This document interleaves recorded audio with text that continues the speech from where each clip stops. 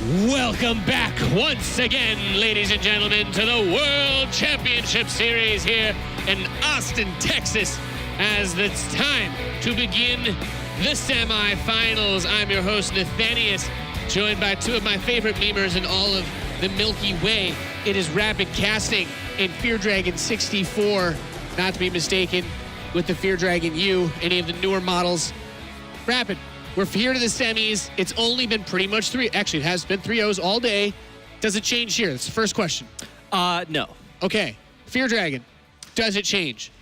Is it all 3 zeros? Was it the two 3-1s? There was a 3-1 earlier. There were two 3-1s There were earlier. two of them. Yeah, that's You're like, wrong. That's like ancient history. That's true. We've reformed, and ever since then, in the round of 8, we've had nothing but 3 zeros. Eventually, like I said, that will change in the finals, where it may very well be a 4-0. I think it's really, like, when you think about the players and the way that it'll go, I feel like the bracket has transpired that way. I don't think I thought it would be all 3 zeros, but you certainly, it is actually very nice to see some new faces up here in the top 4. Guys like Mana specifically is just having the run of his life. Lambo making it deeper in the tournament than he has ever before. And I'm excited to see how far that road continues until everybody loses to Serral. This is pretty much the underdog versus the overdog series. Serral. The overdog. I mean, Serral is a pretty overdog right now. Like a Clifford the Big Red Dog type overdog? Or an updog. Yeah. Or Okay, yeah, okay, that works too. So, with that being said, we do, of course, have our semifinal bracket is completely set. It is this match of Serral versus Lambo in that underdog versus updog storyline that we've been talking about. And then on the other side, Mana versus Special, where Mana's the spoiler player of the tournament who has defeated all of the people that have usually defeated Special. So if you think about it, he should be able to make it, but apparently Mana can beat anybody here. As long as he takes the first game of the series, right? That's all you need to do. That seems to be the rule, at least today. There was the, True did take that map before, but it's like, we don't talk about it. Outliers. There's an exception to every rule. Exceptions prove the rules, right? That's so true. This series, we do have a piece to look at in just a moment, but any early first impression thoughts at this matchup? I mean, it's obvious. I'm not even going to say that Serral's favored here because everyone already knows it at this point. We're just going to be saying that every single time we're at the desk. We're going to Serral's favored in this series. But I do think this is kind of cool because although Serral is not exactly a super new player, it's not like he came up in the last year or something, but he is one of the newer age generation of Zerg players that kind of came up in the past 2 or so years. And on the other side of the bracket, you have Special and Mana, who are like the old school players who've been playing since like 2010, 2011. Special's, actually, both of those players are from Brood War, I believe. Absolutely, yeah. So Special is one of the best Brood War players in the foreign scene, and he carried that right over to StarCraft 2, and here he is in the round of 4. So we got that kind of new age section of the semifinals, then we got the old age section of the semifinals. I think it's kind of cool. Yeah, and I think it's interesting that this dominance from Serral has not only been so apparent, but also consistent all the way back from WCS Leipzig at the start of the year, and then in WCS Europe Challenger, which we got to cast, he dominated everybody. The only map that he lost, we talked about, was to Hero Marine, and he's like, well, I'm going to undo that one now, as we saw him do earlier. Are there any holes in Serral's play? Do we see This is where we do mistakes? the caster thing, and it's like, so what does he need to do to win? It's like, well, maybe, I don't know, bring a few baseball bats, intercept Serral all the way to the stage. Yeah, right? Because I feel like it goes back to what everyone Leave always caltrops. says. Yeah, right? Because I feel as though every single time you ask, what's good about Serral? What does he do better than everyone else?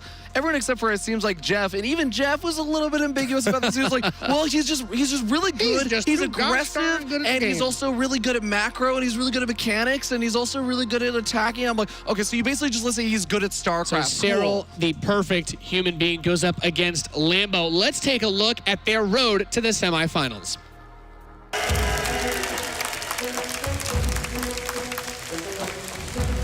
There's nothing there. There is nothing in the main base right now. The third base getting sieged at the same time. This is Serral in his element. I think my journey has been quite convincing. I haven't lost a single map so far. Is he doing enough? Does he have enough to hold? I think he's doing it, Fear Dragon. Well, so far my journey was even better than expected because I'm now in the round of 4 for the first time. I mean, it feels great. It feels almost like winning a tournament, but I feel like in order to get that kind of feeling, I have to go one step further. I think Lamp is a very strong player, and it's not gonna be easy. Serral is, in my opinion, the best foreigner. It's gonna be super hard to beat him. He has the best ZvZ in the entire world, including Korea, in my opinion. Serral, you might be the best foreigner for the rest of the year, but this weekend I'm gonna try to take your spot. Friendship doesn't come to the game. This is the World Championship Series. A lot of respect being shown by Lambo. He's like, I want to take your spot this weekend. Dude, can he fill those shoes of Serral as the best foreigner this weekend? I love that. It's like a lot of respect being shown by Lambo, and then you have Serral who's like, friendship cannot be or cannot come with the game or something like that. I'm like, okay, Serral. Yeah, you may not like it, but this is what peak human performance looks like coming out of Serral this weekend. Rapid, he says it won't be easy, but if this ends up. I feel like even before this tournament started, we were all just waiting to see if there would be any crazy upsets, you know, if maybe Serral would lose early, and that was really the only hope, if somehow tragedy struck, right? Yeah. And now we're here in the semifinals, nothing has happened, and it feels like we're all waiting for Serral to finish him. Yeah, we're just waiting for him to go pick up the trophy. Let's find out if he's going to be able to do that. We're going to bring the players up onto the stage with Smix to introduce our first semifinalists. Thank you very much, Nathanias. It has been a long and amazing 3 days. We started with 80 players, and now we are down to just 4. Austin, are you ready for our first semifinal match? Our first player is a German Zerg who has had the best run of his career so far, and he goes up against a great finish wall and tournament favorite. Please welcome up on stage, it is Lambo and Serral.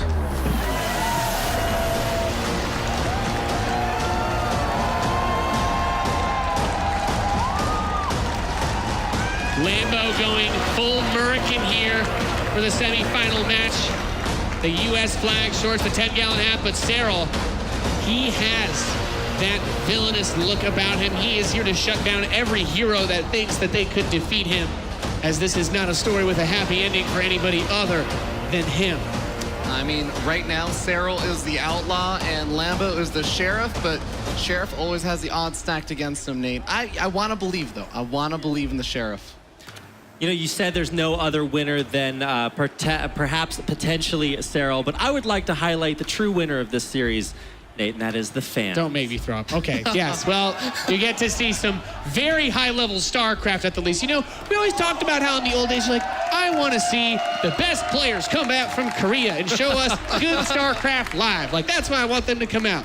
But in reality, it's like, well, now with Serral, you get to see the best player without having to see Koreans, because Serral is apparently that damn good. Lambo saying himself that Serral seems to have the best ZvZ, including Korea. In the entire world. In all of planet Earth.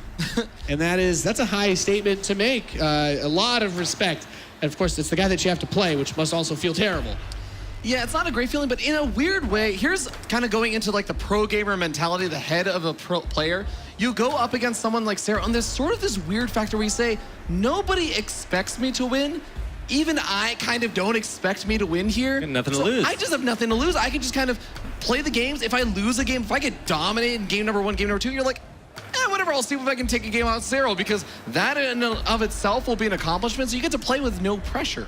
Yeah, I mean, I'd personally like to see him just pull a Mana, do some meme builds, do something that doesn't make any sense, because Mana seems like he came here. I'm just going to have fun and do whatever and try to win. Let's find out what Lambo has in store for Serral as our match is ready to begin. Let's get on with the semifinals. Here we go with our first semi-finals. It's going to be Germany up against Finland. And the battle of the Zergs to see who our first finalist will be. Should be a good one way or another, as we've been seeing. But I want this Austin crowd to get into it. We've only got 2 other matches in this one. It's time to see some top-notch StarCraft. And speaking of top-notch StarCraft, in the lower left-hand side, coming all the way from the frigid lands of Finland, it's Serral!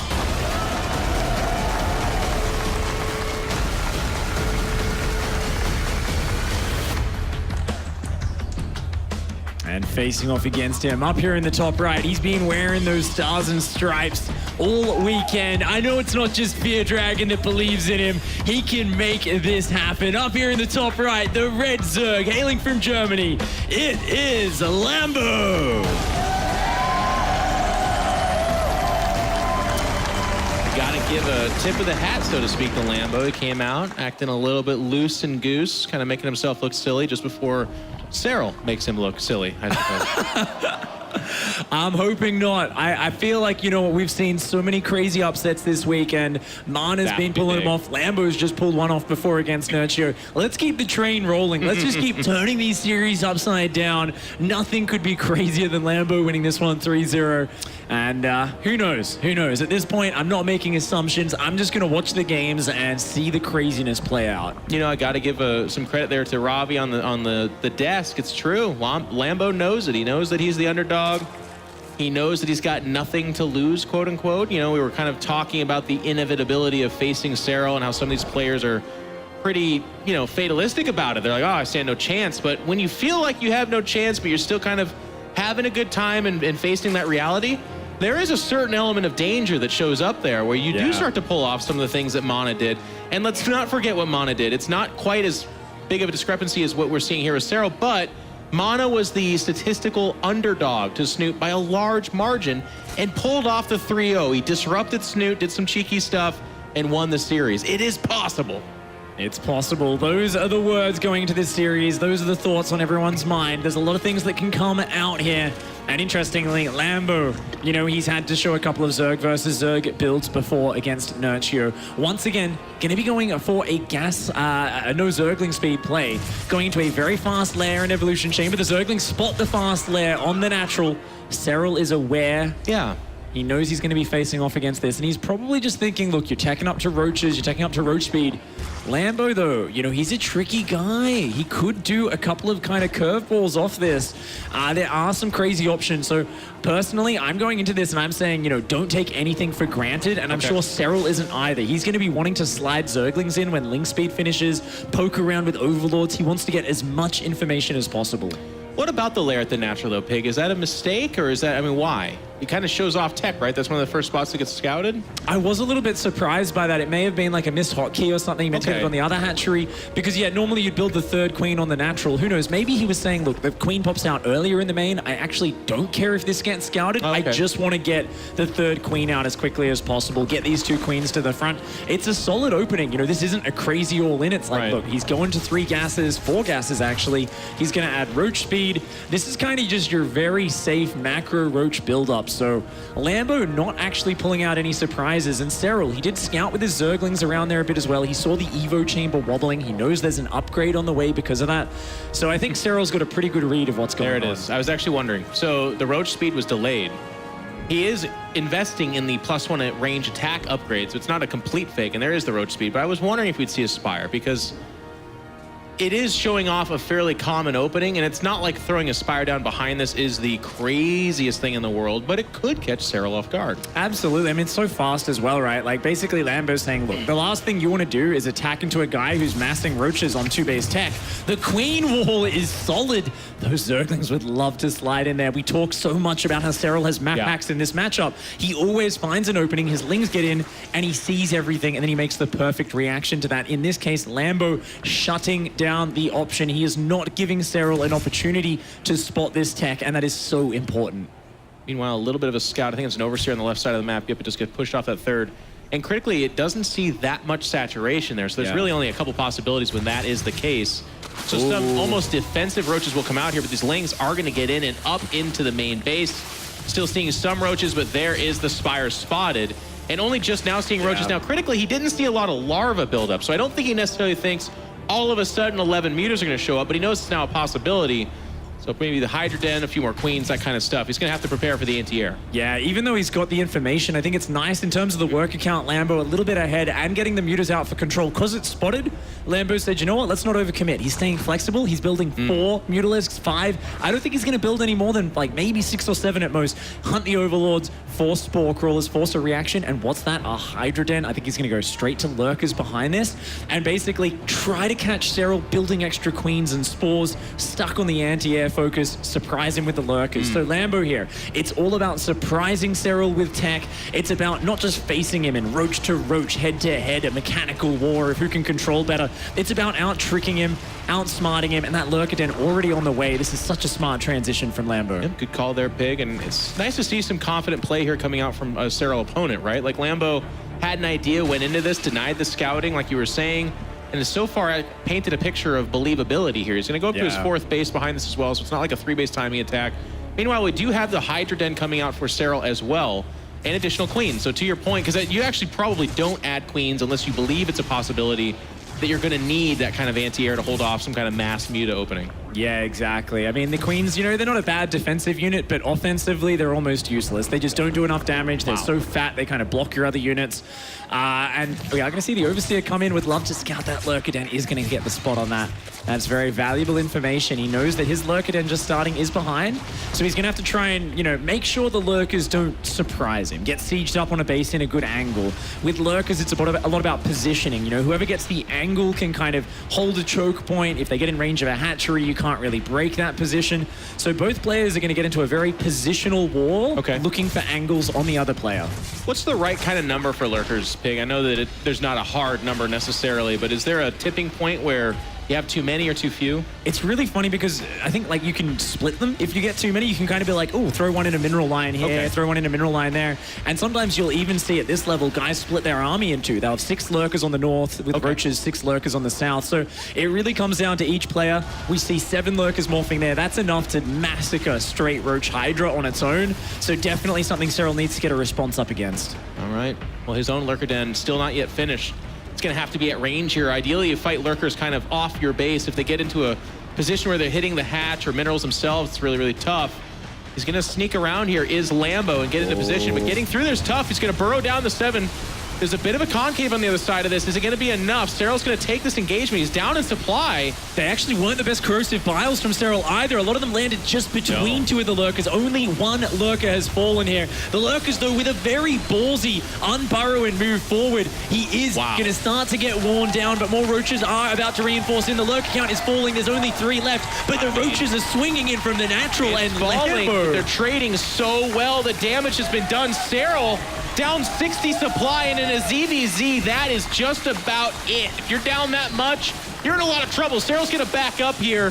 He's losing the 3rd behind a 4th base even of Lambo. We might see for the first time in this tournament, there it is, GG from Serral, and Lambo is up 1-0 against the overwhelming favorite. First blood drawn against Serral in this tournament. It's the first map that he's actually dropped so far. And Lambo does it very decisively. A beautiful game plan. You could see he had every transition and stage of that mapped out. Played it to perfection.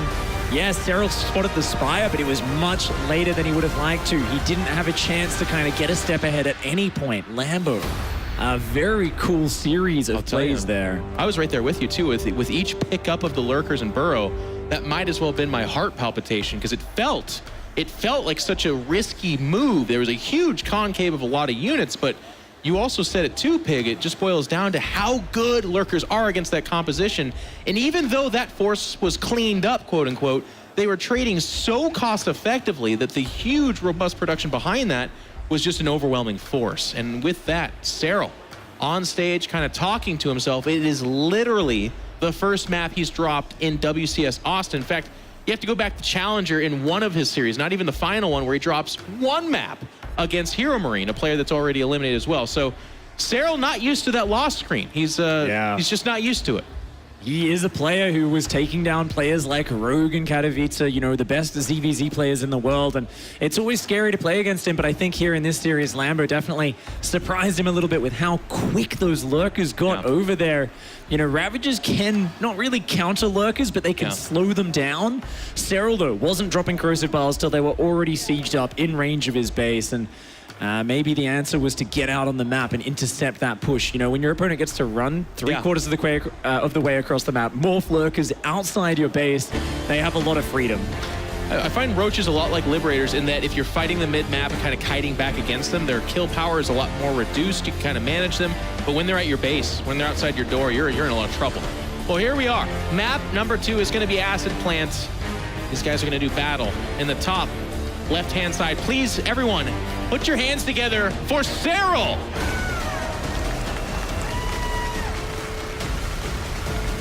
Serral developing such a fan base around the world. You know, it's so cool to see a player just reach these new heights. Such a level of consistency and such an obstacle in the way of this player down here in the bottom right-hand side. He's been playing it fast and loose with his opponents so far. He's been pulling out some tricky builds. Let's see if he can keep that momentum going. Let's give it up, guys, for down here in the bottom right-hand side, the red Zerg. He is Lambo. Now, for the first time, we get to kind of see Serral being challenged. You're down 0-1. It is a best of 5. You gotta lose 3 to lose this, but 3 starts to feel a little bit closer to home when you're already down 0-1. So Lambo putting the challenge to Serral, and Serral's gonna have to overcome that. You have to believe too. In all his interviews, Serral kind of keeps talking about, like, he doesn't talk about himself in a real boastful way. He's a pretty humble guy despite himself, but you have to believe there's a lot of confidence, and for that to get rocked here a little bit, it's going to be interesting to see if he can bounce back. Shout out, by the way, to Mapu observing this series for us. One of our lovely observers out there with Insano have been giving us beautiful coverage of these games throughout. Haven't been missing a single beat of the action. Something anyone who's ever watched commentators like us try to observe while we're casting have seen the fail that often ends up being. We miss a lot of the action, so thank you guys for keeping us focused on everything that is going on. And Acid Plant, a big map here. We've seen this almost every series in this tournament so far. You know, though, to that point, and I don't disagree with you, it is one of the more common maps, but it's been really nice because I have to say, this is one of the first tournaments where we've pretty consistently seen all of the other maps, and it feels like more of a stylistic pick. I know this becomes a little bit of a patronizing comment, but often there's just that 1 or 2 maps where people are like, nope, we don't play on there, and you just don't see it. So the map pool feels less dynamic and interesting, but this has been a wonderful, wonderful map pool. So shout out to everybody that's made that possible as well, and StarCraft just comes such a far way. We have a 3rd base being taken by both these players, and it's actually kind of the closer base pick. So talk me through this. Why this base? Well, this one does give you a faster kind of push path towards your opponent's natural once you take down these rocks in front of it. It's also just, it's kind of like a little bit further away, but it's got kind of tighter choke points into it. Some people just kind of prefer defending this angle. So it's very much a stylistic choice. I don't think it like hugely influences the game, except that sometimes players will just be like, get a pack of roaches, break the rocks, you know, with their Zerglings early and just go for that fast push. Okay, there's going to be Ling Bailey behind that, so we're going to see that really micro-intensive defensive and offensive back-and-forth game here. It's really fun to watch because it has a very different feel to the rest of StarCraft. The rest of StarCraft can have, like, oh, okay, you're doing that opening, well, here's the harass that your opening is meant to kind of reject. But with Ling Bainling, I find both players walk this really interesting tightrope of, I can be all defense or I can be all offense, but oftentimes they kind of shift roles and go back and forth. And it's just like raw micro and decision making that kind of determines the outcome. I love it. It's a lot of push and pull. Keep the pressure on your opponent. Don't let them get away with droning. Punish them if they drone too hard. You know, if they force you to build a lot of fighting units quickly, get across the map, force them to build fighting units. It's that constant push and pull between can I build army units or workers. And interestingly enough, both players going for a fast evolution chamber. Serral straight into the ranged attack upgrades. Meanwhile, Lambo going for the faster lair. I think he might be going for a melee upgrade and then mutas. Or it could even be a fake evolution chamber, actually. Just to show him that he's doing like something similar. And because it's like very similar timing to Serral, so he might not even use it. I think he will get a melee, but we'll have to keep our eyes on that. Mutas would be interesting here because this map does get shrunk down by those bases like you were talking about. So, you know, oftentimes players can even do like a spine crawlers to defend up against a roach timing attack, but in these positions, you really don't have that option. You're either losing your third or your natural that way. Exactly, so definitely. It plays out that way. Yeah, it's going to be interesting. A Roach Warren does go down. Serral Zerglings, we talk about them, they're magic. They always get in the base. Spots the lair, Roach Warren instant cancels. Lambo once again playing mind games. It's going to be Mutalisk play from Lambo, 100%. Melee upgrade does start up. Yeah, he does not want to play Serral in a mirror match. You know, looking at the early game, I was like, hey, He's just playing Lingbane third. Do you really want to go up against Serral in just a straight-up game? Yeah. Nuh-uh. Lambo, once again, he's the man with the plan. He wants to mix things up, and he wants to play it. They're just Not gonna like get the in there. mirror. Yeah, Serral is Like so you said, good the at match goes scouting. in there. And there's the Spire seen and spotted. There- We don't do that thing where we're like, but did he see it? Of course he did. Serral always sees it. And he's actually continuing Roach production right now. He's breaking down his own rocks. We were talking about that faster push path, Jeff. Yeah. He's going to be doing it. Serral wants to break down these rocks. He's looked at that Spire timing, and he said in his head, I don't think that's fast enough to get Mutas out to stop this push. You know what? Lambo needs to spot this. He needs to start building spine crawlers on his natural right now. 1 for 2 there. Not bad. Lambo's got 66 workers and a 4th on the way. I don't think Lambo realizes this is coming. His Overlord hasn't spotted the Roaches yet. Lambo has no idea. And that's a huge mistake. There's no reason not to see that. There's no Queen or Hydras that are going to chase that off. He's even taking a 4th base pig. He has to have no idea. Oh, I mean, Now he's more drones? Yeah, he's got to Just be a free loss. Oh, if he could just build spines, but only now. It's too late. It's too late. The spy is still about 15 seconds from finishing. The spines haven't started. There's no Roachmore in tech. All he can do is hold down the Zergling key. I'll tell you what's not great against Roach, Baneling in control. It is just Zerglings. No. They are not going to be the counter to this. They've got +1 range. They're going to be two-shotting the Zerglings as well. The melee upgrade, even that is not finished. No, the drones are confused about what they're going to do because it's just die back at home, I guess. Here come the Roaches. They're going to go up this ramp. 8 Mutas in production, but just now in production. So much damage can be done. The drone's going to try to be pulled against this. Well, if Zerglings are bad against Roaches, drones are worse. This Queen is going to die inside of that 3rd base. That, too, is trouble. And here's the thing. The Mutas can come out. It's going to take a while to kill all of this anyways. Serral up 50 supply and not looking back. Yeah, GG. The equalizer comes out. The drone's trying to go walkabout, but there was no way they were going to survive. Those Mutalisks coming a little bit late to the party. And Serral says, nah, I am not going to get surprised by that cheeky play once again. You know, if Serral was macroing up and just kind of saying, let's play economy and get defense against the Mutas, once again, that would have been a sick play from Lambo. Yeah. His economy was lit. It was insane. He had the 4th base down. He would have had Mutas, Ling counter attacks, and he could have gone to like Ultralisk. So many different styles would have opened up to him. But he didn't dot his I's. He didn't cross his T's. He didn't have the Overlord position on the rocks. Yeah, and just that one slip-up can really punish you. But also greed. 4th base, more drones, and you're going Ling, Muta, Baneling. I mean, so to be brutally honest, of course, not spotting the attack coming is one thing, but to Ling, like he was already doing an offshoot strategy that is very strong if not caught, but it was scouted. With it being scouted, Lambo still said, I think he's going to defend, so I'm going to take a 4th and drone up further.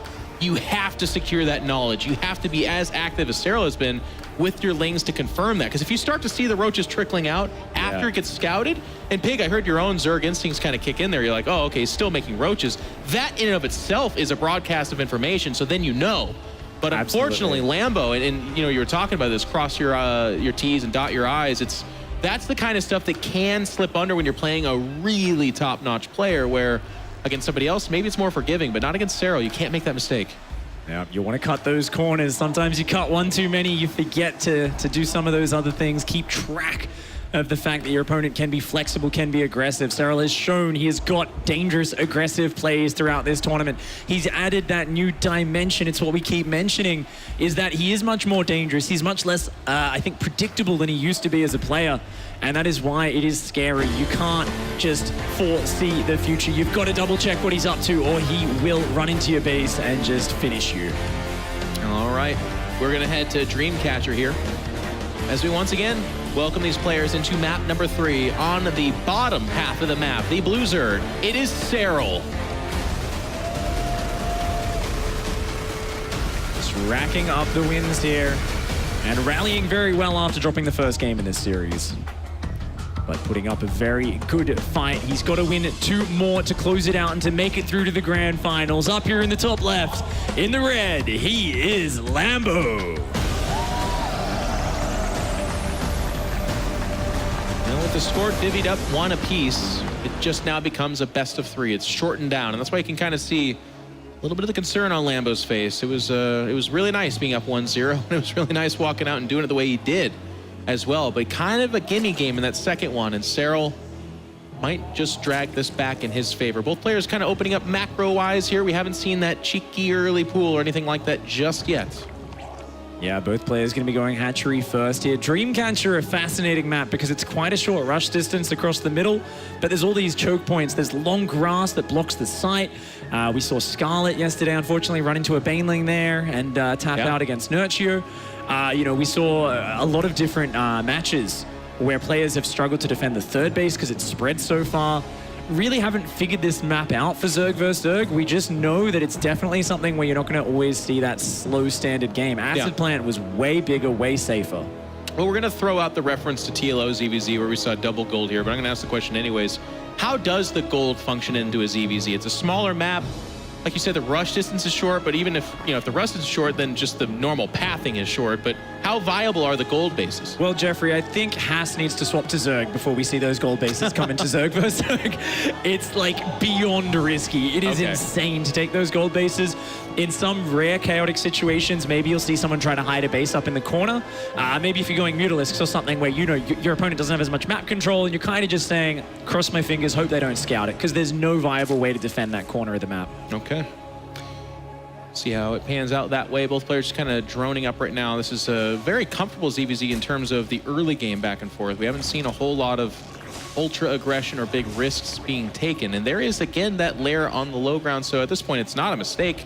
Yep. It's a very technical point, so I don't want to drag this out too far. Obviously, it's not even like, well, if he wins, I want to have Smix out. Well, why the layer on the lower? No, nothing like that. But worth noting, because it's usually you do that for misinformation or something. It's not really a stylistic thing. There is some purpose to it. But anyways, I'm going to say he really likes the slightly faster third queen. It's a matter of like 4 seconds. Okay. But, you know, people at this level start to really care about those tiny little minutiae. So, you know, you want both queens at the front as well to intercept the Zerglings. And this way you've got the queen there. So it can inject and immediately go back to defending the Lings. The new queen pops out in the main. The inject goes down. It's a clean opening. Lambo prioritizing efficiency over denying information. I like it. And that would be the explanation. So, again, that Evo Chamber not wiggling and jiggling until just now. It is going to be a melee upgrade over there. Serral going for a faster lair himself. The first 2 games have featured faster thirds than lair. This is, I believe this is a Scarlet build from Lambo where you go for, oh no, cancels the melee. Okay, it's a fake. Did it the amount of cancels, I didn't even know, but the amount of cancels Lambo has done this series, he is really trying to mess with Serral's head. He says, okay. Everyone is too, that's the funny part. It's like, if you're going to see everything and I can't stop you seeing everything, what can I do? Well, I can just like put down fake things to confuse you. And that seems to be working out okay in this series so far. Going to be going to the third base. So it is a 2-base Spire into a delayed third against the Roach Speed +1. Serral building up into the Roach Tech, taking the third. No Overseer on the way yet. And not many Zerglings on the map. I don't know if there's any Zerglings out, actually, since he didn't go Ling Speed. There we go. Overseer is going to come across. But it's kind of morphed on his side of the map. Yep. So it's going to take a long time to get in and actually spot the Spire. And especially if the Queens rotate down, they may be able to zone it out a little bit. So this is going to delay Serral having that valuable information. Now, he could still push across, maybe cancel the third base. Thing is, you're happy to kind of cancel your third. If you've got the Mutalisks up, the air superiority, you can have a smaller economy than your opponent, because those Mutalisks, even if they don't kill drones, they force a huge investment in anti-air. I do have to say, though, this is the better Spire. It's going to finish and then be scouted, or at least very close to it. The Lings popping out, I agree with you, Pig, that canceling the third would be a nice result for Serral, but there's also enough Lings out here that if you do that, you have to really protect your natural, otherwise those Lings can either run in and cancel your own third, or cause damage inside. And you can see Serral's just not comfortable moving out just yet. As I say that, he's starting to posture towards there.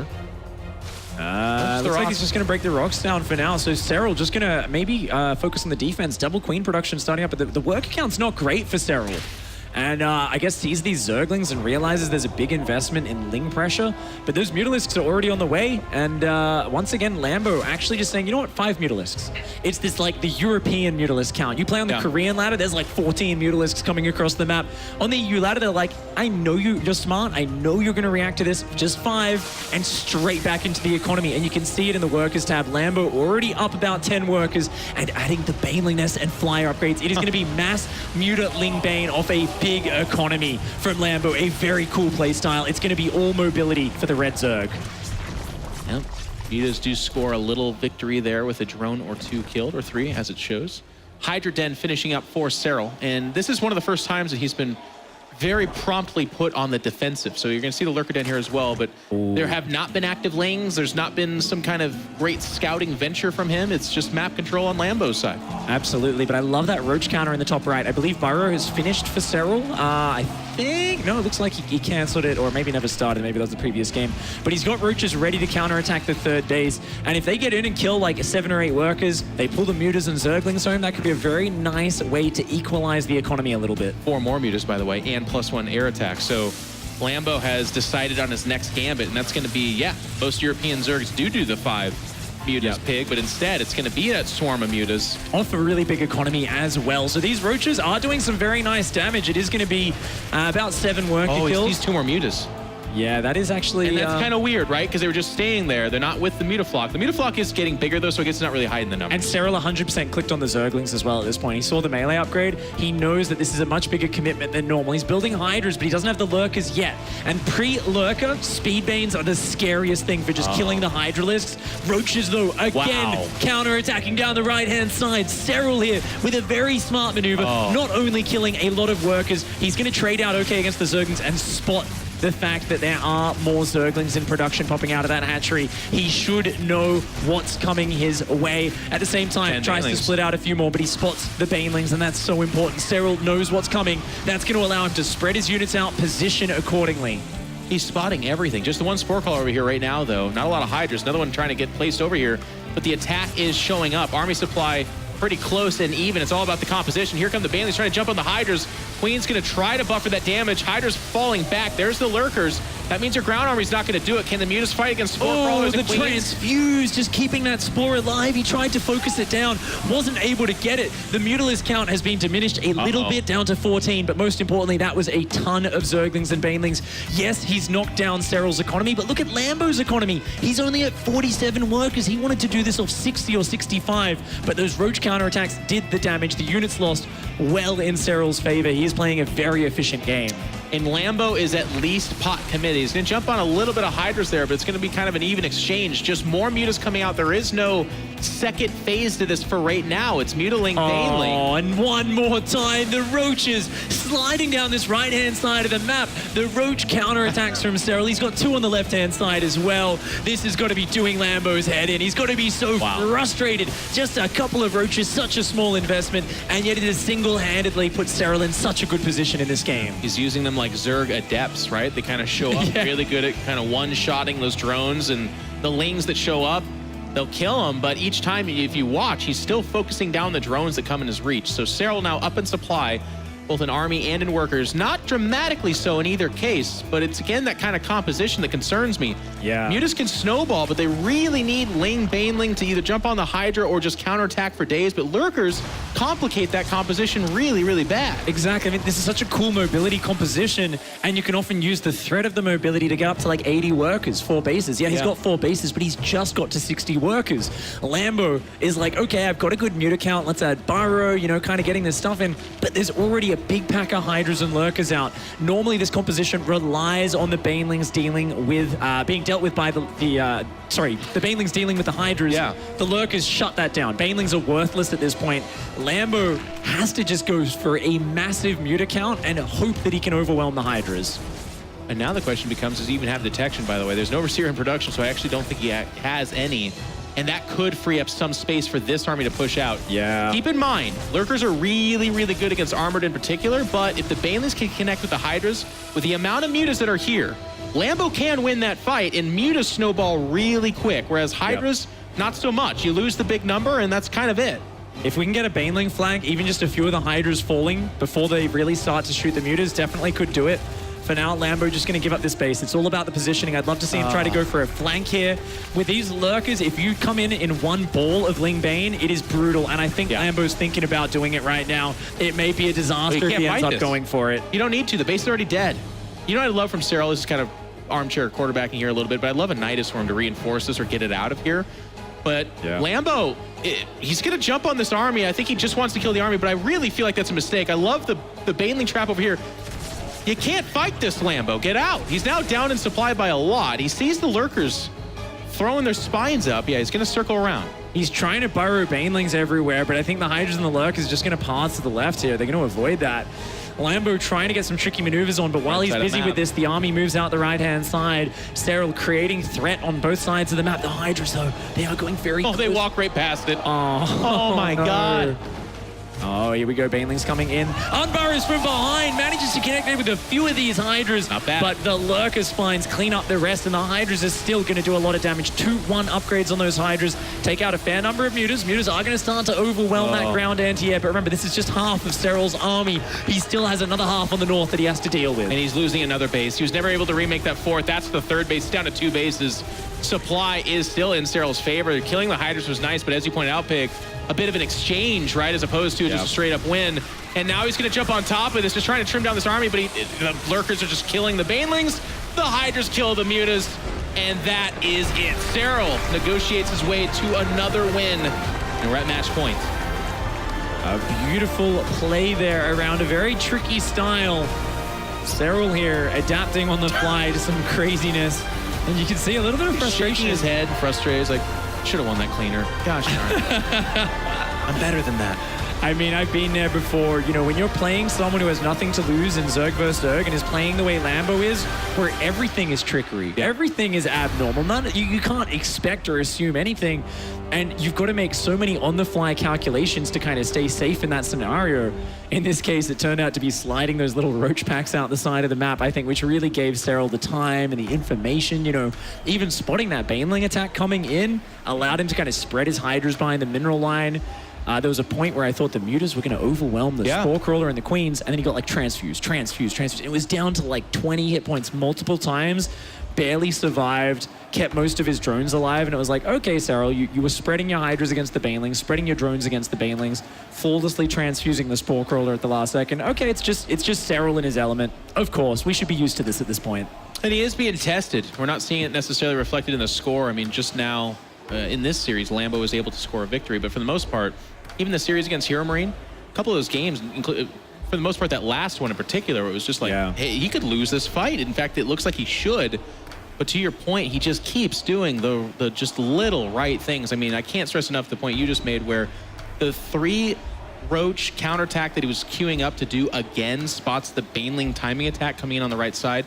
That feels like good luck, and there's going to be someone rolling their eyes, but honestly, that good luck keeps happening when you're so active on the map with your Lings and your Roaches, and you just remain committed to counterattacking like he does. That's the kind of stuff that you do scout out and see coming, and then allows you to put yourself in position to defend the timing attack. And that's a big difference between him and other very good players. They're not as committed to the little stuff.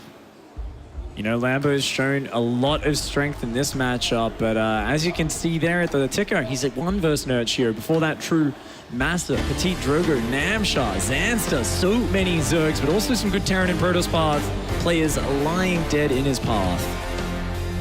Well, all of that has led up to here, where he's now facing probably the final boss.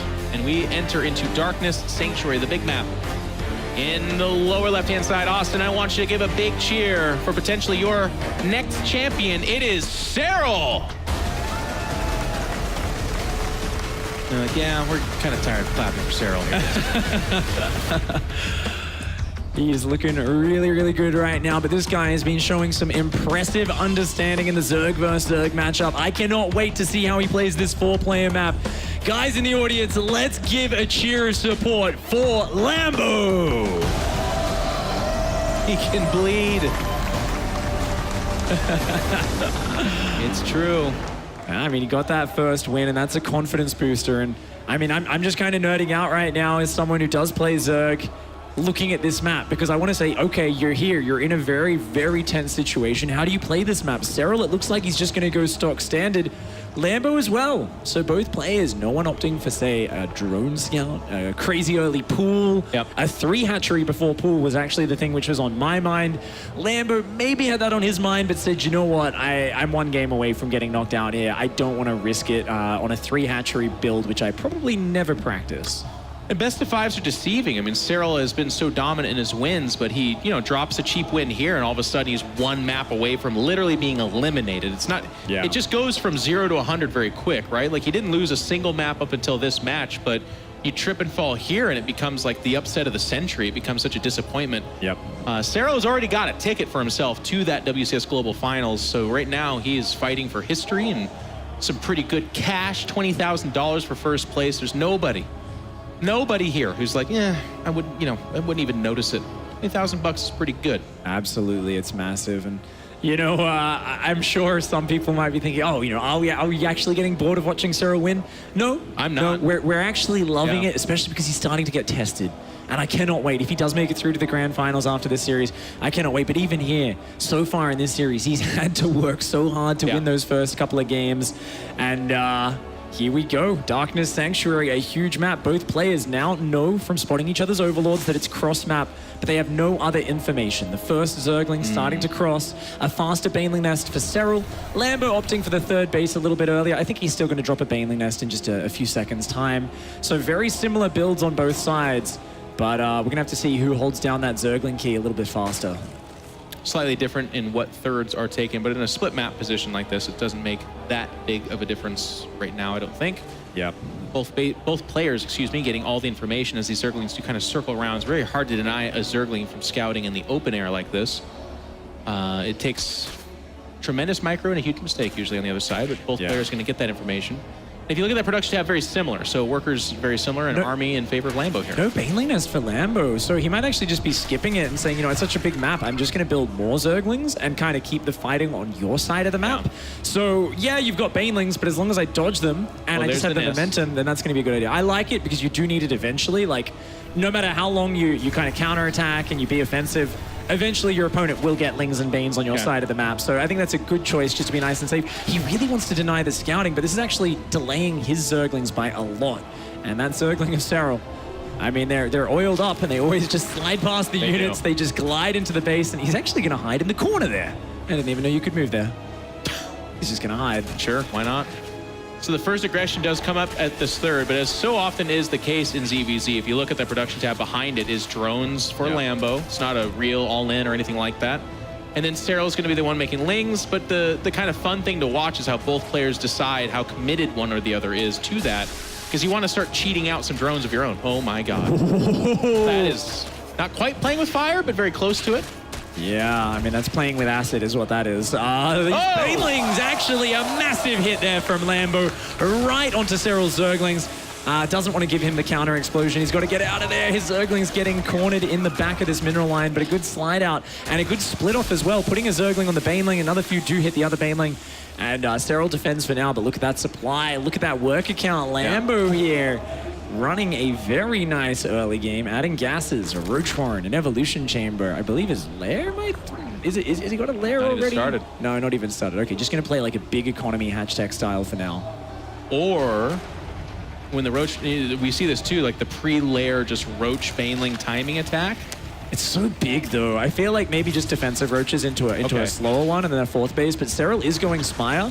Yeah. And because Lambo was so focused on harassing the third, he didn't actually scout the main base. So, yeah, he's sending a few Lings across, but they actually get taken out. Once again, you know, it's like, Lambo, where's his vision at? I don't think he has any idea about the main and natural. Has no idea about that Spire going down in the main. So, I'd love to see him get a bit more momentum with his Ling Bane pressure. His own lair is starting. He's still got a big economy lead. As long as he's not blindsided by the mutas, I think Lambo's in a fantastic position.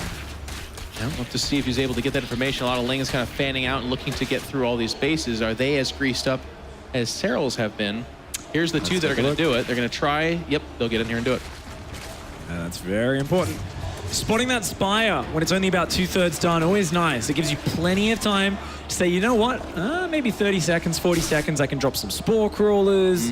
I can pull my Overlords off the map well ahead of time. Fourth base. And, oh yeah, fourth base, absolutely. That's what you want to do. You've already got 70 workers as Lambo. I mean, Lambo has to defend, but he's got 8 roaches on the way. This should be no problem. Some Banelings tucked in there as well, so he's kind of well positioned to deal with it. You can see from Serral, it's not going to be a full commitment of some kind of crazy pre-muta attack. There's the European 5 mutas, but is that the armor upgrade for air? Yeah, I think he thinks it's muta versus muta. Lambo's been trying to get mutas out every game. Serral's assuming for once we see Serral not having 100% information and not actually realizing what he's up against here. Interesting. And how bad is that for him, Pig? Does he cancel it when he realizes he's not going mutas, or let it finish? It's really awkward, for sure. I think he'll definitely cancel it, maybe swap to attack upgrades. You know, he thinks he's going into a Mutaling versus Mutaling battle. He needs to get that information sooner rather than later. He did get a cancel on the fourth, and now seeing the roaches, he does know what he's up against. And he's going to have to evaluate exactly what his game plan is. There's so many Lings in production as well as Mutas. Yeah. Serral definitely looking to adopt an aggressive stance in the next few minutes of this game. You're right. He is going to cancel and go for the attack upgrade. Lings poking and prodding back and forth. The cancel, as Pig said, is nice to slow this down. A lot of Spore Crawlers going down, by the way. That's 3 Spore Crawlers there. 2 over here. So it looks like it will be mass muted with these upgrades and the Baneling speed. Yeah. And Lambo is either predicting it or just... Well, I mean, he's predicting it, I guess. He's getting prepared for it really well. I think that's really smart from Lambo. You know, this map plays unlike any other map because it's so wide open. Normally, I would say 90% of the games I've seen on this map, it's upgraded Zerglings or Mutas. Or sometimes, as we see in this case, it's both upgraded Zerglings and Mutas. But Lambo going for this ground-based style off his like slower tech. He's like, look, I'm just gonna have this big fat 4-base economy. I'm gonna overwhelm you with a big maxed out army. That's his game plan. Defend, defend, defend. Finish you off before you get, say, a hive tech transition. But Serral here, he's looking for the angle, and Lambo is gonna need to have very good defense. And the 2 Banelings there could be such a spoiler for this otherwise very cool little counterattack that's taking shape here. Serral setting up a very much so multi-prong attack. Yeah. Mita's trying to occupy the attention. Here come the Banelings on the right side. They're going to come down from 2 angles, the very far left and the far right. Muta's going to be sharking. Zergling's going to try to dive through the middle at the same time. These Banelings, hero Baneling takes down 5. 2 more still going to get in there and get a nice juicy hit on those drones. 4 workers do go down. The right-hand side is defended. Lambo with solid defense so far. Not going to argue with that. Good exchange here for Lambo. Supply is very similar between these 2 players. Lambo with a beefy army. About to add lurkers. He's also going up the infestation pit here too, so he's not just going to kind of reside on this mid-tech army. Yeah, he wants to scout as well. Like, these Lings have got in. I think what Lambo's most curious of in this position is there a transition? But he sees more Lings flooding out and more Mutas, and that gives him pretty much all the information he needs. He's also going to check, see, is there a hive on the way? Is there some sort of follow-up? And he will come in and see, oh, okay, you know, it's just more Mutas and Zerglings, which allows Lambo to very calmly just defend. He's just got to lock up his bases and not take damage from these attacks. Wow. Serral poking and prodding there. Interestingly enough, the roaches in this function actually act as kind of a buffer to the hydras. They're not particularly good at anything here except for keeping the Lings occupied. And when those lurkers finish up, of course, that role gets replaced a little bit. But even then, they hold up the Lings and just the lurkers just devastate, as you can see. Oh, the lurker damage does a big amount to the Banelings, but then doesn't finish them off. They get in there, killing 17 workers. At the same time, Queens on the south side get focused down. Serral somehow finds an angle. He was posturing and poking for so long. Lambo wasn't giving him any ground, but eventually Serral finds a way in, gets a good trade-off, and then behind that, the hive starts up. Serral thinking about the Ultralisks, thinking about maybe even Broodlords behind this, and that's the point where Roach Hydra suddenly not such a good composition at that stage of the game. And only 13 Hydras, so Lambo's ability to get out on the map is non-existent. The lurkers are really nice, but without the Hydras, the Mutas can just overrun it. Yeah. So right now, Lambo, it's like, it's not a bad position, but I gotta tell you, Pig, from the technical angle, he's just pinned in. It's just 4 bases survive for now, and that hive tech you talked about can then come out and swing the favor back in Serral's favor in a straight-up fight. Absolutely. Quickly. I mean, psychologically, this is so hard to defend as Lambo. We see here, inattention, he was distracted by the Mutas in the main base, and another 15 workers go down. A few in the main, about 10 or 12 there on the 4th base. And Lambo is stuck in this cycle now of constantly just replacing drones. He never got up to that 85 workers where you're, I lost 15 drones, I don't care. He keeps getting knocked back into the 50s. He doesn't have the abundant minerals which his playstyle was based off. He was meant to be maxed a minute ago, pushing across the map with Roach Hydra Lurker. And it didn't happen. I do have to say, Vipers are coming out for Lambo, so his ability to push out is earlier than I thought. It's still not a super... Like, it's a very good answer, of course. Yeah. You can get a big one, and Serral has a tough time pulling out the infected units. That's great. Yeah, a couple of parasitic bombs on the Mutas would be really good, but I guess we're getting to that point where if Serral gets another minute or 2, the Ultra Cavern's almost done. If he gets 2-1 Chitinous Plating Ultras, gets enough of those out, like, that's where it suddenly is like, hey, I can just Blinding Cloud all of your Roaches, your Hydras, and your Lurkers. I've got Vipers of my own, and I've got these Space Cows that happen to do gigantic splash damage. They've got huge armor. You do not want to be standing in front of a Stampede of those bad boys. The clock's ticking, so Lambo nearing max army supply here, is going to have to move out. And here's the sacrilegious thing that Serral's doing. He's just kind of ignoring the one lurker. In fact, he picks it off. He has an Overseer in that flock. Ooh, he does. A couple of parasitic bombs go down. Good peel off there from Serral. Immediately sends those 2. He says, you two can hug each other to death. It's a brutal army. It's a brutal army, the Zerg army. They just don't care. Just now, the 5th base, by the way, being taken for Serral. So this whole time, he's been very smart about kind of just not overdoing it himself. His army's been out on the map harassing, but he's left some supply open. 3 ultras about to finish. Chitin is plating, getting there. And by the time Lambo gets mid-map, he might be facing ultras. Ooh, nice snipe. 1 lurker goes down. Oh, a 2nd lurker goes down. Serral. He's being so smart with this. The lurkers are the best unit for killing the Ultralisks. He comes in with the Zerglings and actually tries to get the hatchery as well. The adrenal glands, I believe, is done. +2 melee is huge at this point, but doesn't quite get the hatch. Keep in mind, guys, Lambo down 10 workers, doesn't have the 5th base, can't protect a 5th base with this slow army, has to make it happen right here, right now. The Banelings, the Ultras coming in. The Vipers should be nearby. It's a lot about the Vipers from Serral. If he lands the Blinding Cloud, that's going to make it happen. And the Black Clouds, you go down in the backfield. There's nowhere to run here. Bailey's trying to make connections to the front lines. Ultras and Bailey's connect. There's the parasitic bombs.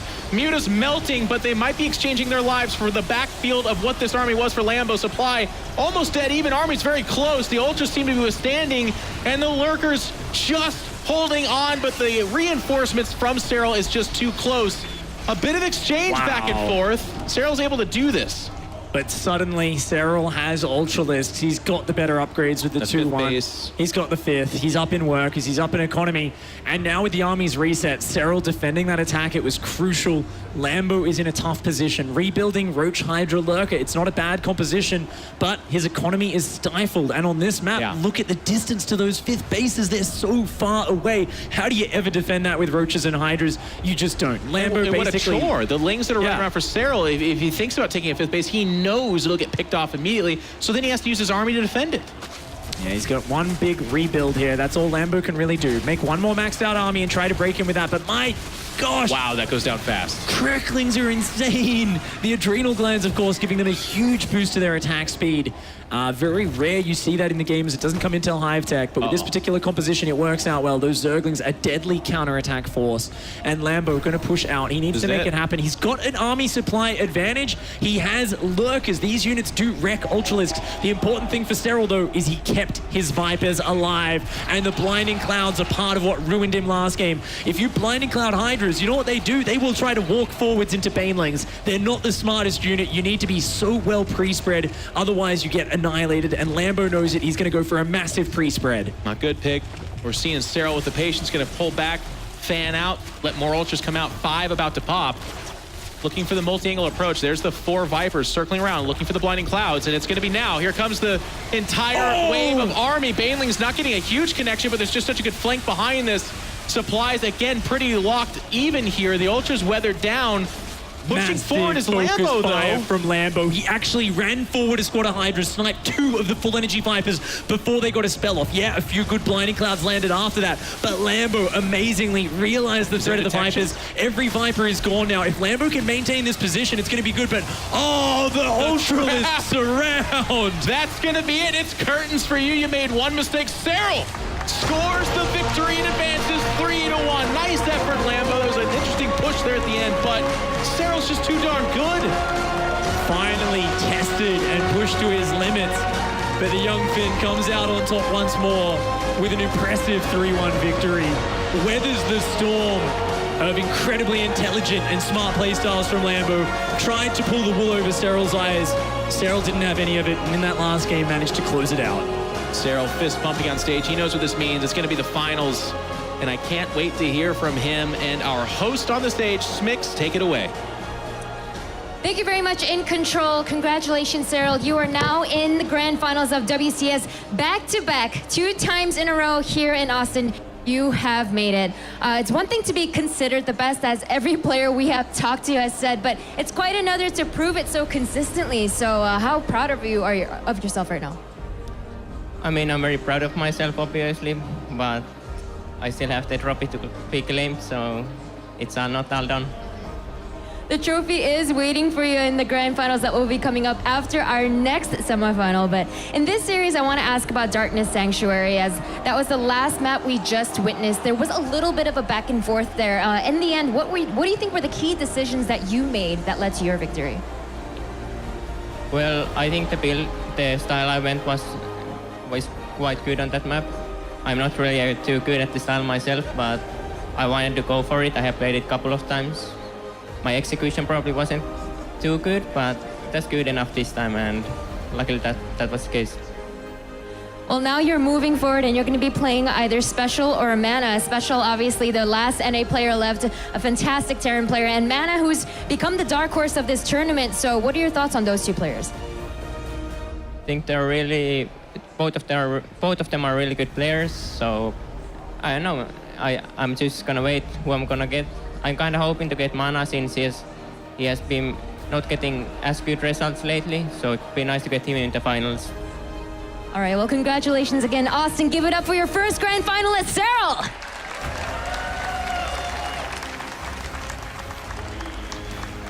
Unstoppable defines this man's tournament performance in 2018. Serral pushed a little bit.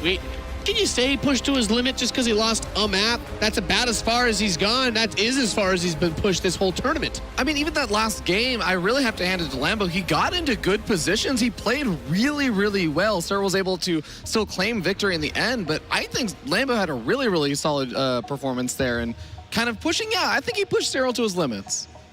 Yeah, the limit where he lost one game in a best-of-5. He has pushed him to the limits of what we're used to seeing from Serral. In math, when you have limits, it's when things get really, really close together. And yeah, the first couple of games were pretty close. And then you saw, I think the end of that final game in the series was just really so iconic. It's Lambo trying to make the best effort that he can to push through, and then Ultras and Banelings just swarm him from 360 degrees, and you're like, oh, it's Serral. So I think we all kind of expected Serral to go on to the grand finals, and he is living up to the hype.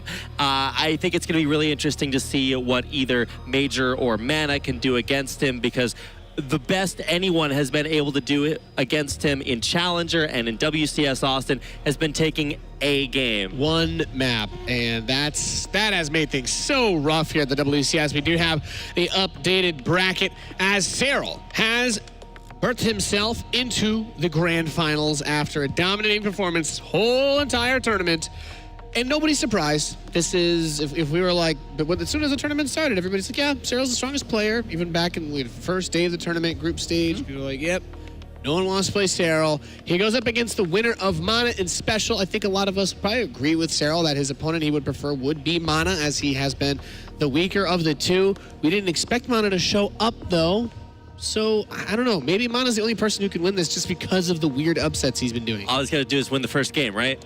Yeah, well, I don't know. Yeah, it didn't work so well. Lambo just won that first game. I was going to say, Lambo's breaking the trend. I feel like for Special specifically, I think he's been a little bit overdue for a trip to the finals. He has yet to really make his name in WCS. He got close in Leipzig, but I think he could actually just go all the way here in Austin. Yeah, definitely Special's best opportunity to get himself into the grand finals of a WCS event. Ladies and gentlemen, that is what's coming up next. It is going to be Special versus Mana here at the World Championship Series. And just some quick thoughts on this before we go to break, gentlemen.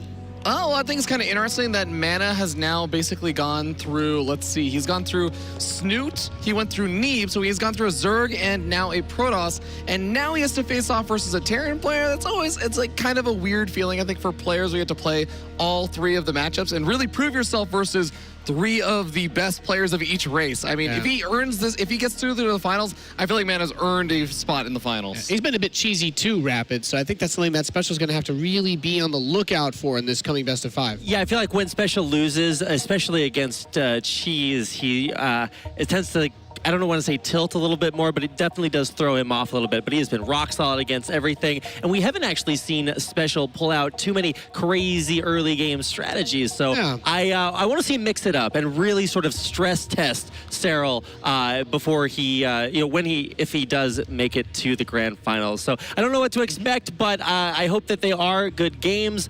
I think we've seen quite a few of them. It just hasn't looked all that close. You see the 3-0 and you're like, oh, that was dominant. But actually, several of the games have been very, very close. This last series definitely the closest that we've had. It's time now to find out who our second grand finalist is going to be after this break. Ladies and gentlemen, it'll be Mana versus Special.